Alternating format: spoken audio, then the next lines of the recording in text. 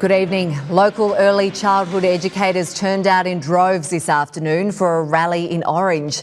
The rain didn't stop them from joining our teachers and nurses in hosting a major shutdown amid calls for better pay and conditions.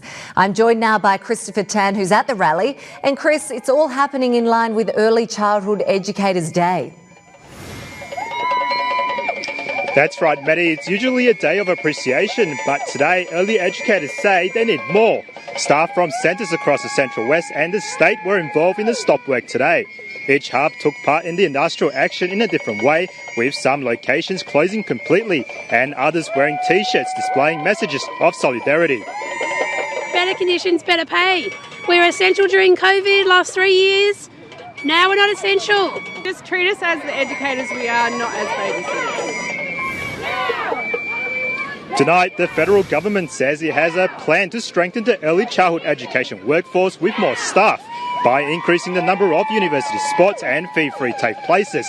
The United Workers Union say they welcome the federal government's message today, but say more action is needed. Little ones were full of energy at Orange Preschool Kindergarten today, running circles around our already exhausted early educators who took part in a day of action. Sector change that we need to see. We need to see political change that values our role. We need to see pay that reflects our qualifications. It's been 4 years since early educators last held an industry shutdown, but now they say they've been pushed to the edge again. Their roles are often undervalued and their pay is not reflecting the qualifications that they have and the responsibility that we have.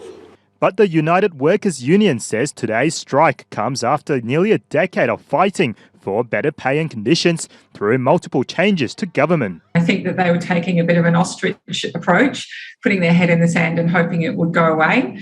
But the only thing that's gone away is early educators. An issue that's worsened during the pandemic. Now educators say they are overworked and they feel undervalued, which is posing a major concern for local families.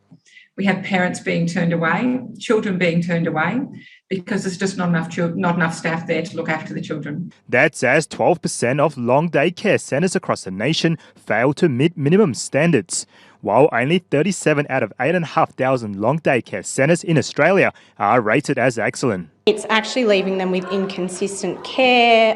They may not be familiar with who it is that is actually caring and educating for them on those days. Dressed in an important message, educators at this Orange Preschool are joining over a dozen centres across the Central West today, taking a day of action. The messaging is clear. They say they are more than a babysitting service. It is a misguided perception. Every choice that we make in our day-to-day running of our service is knowledge-based, it's pre-planned. We are university-trained teachers who understand the importance of working with the children under 5 years. Though today is Early Educators Day, local centres say they need more than a thank you. Christopher Tan, 7 News.